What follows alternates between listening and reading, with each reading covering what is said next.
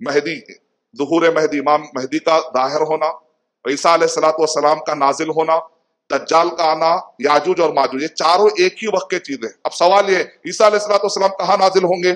Syria, شام میں. مسجد کا نام کیا ہے؟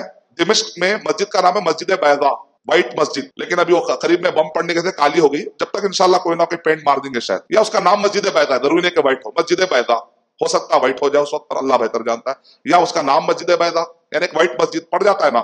تو اس پر نازل ہوں گے. جب وہ ایسے کریں گے اور ایسے کریں گے تو پانی جو آئے گا وہ موتی بن کے گرے گا. اتنے خوبصورت ماشاءاللہ. اور عیسیٰ علیہ الصلوۃ والسلام جب آئیں گے تو اس وقت پر نماز کا ٹائم ہوگا.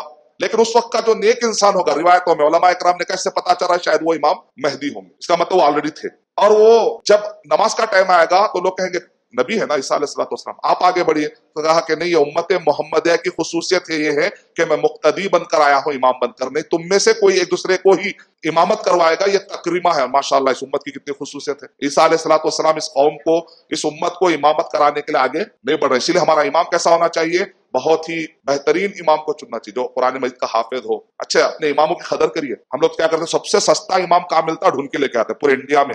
میزورم میں کوئی امام ہے کیا سب سے سستا؟ بنگالی روپیس میں مل جاتا تو اچھا، بنگلہ دیش ایسا نہیں ہو، اچھے سے اچھا امام. زیادہ سے زیادہ آپ کے ایریا میں سب سے بڑی تنخواہ کتنی ہے؟ چلو بھائی ویسی تنخواہ کم سے اس کا 10%، اس کا 0.5%، اچھی تنخواہ دیجیے. کم سے کم دیں گے تو پرابلم ہوگا بیچارہ. آپ قدر کریے، دے کر ان کو اچھے سہولتیں دیجیے. امام کا ایک مرتبہ ہونا چاہیے. تو عیسیٰ علیہ الصلوۃ والسلام امامت میں نہیں، تم میں سے کوئی کتنا درجہ دے رہے ہیں امامت کو.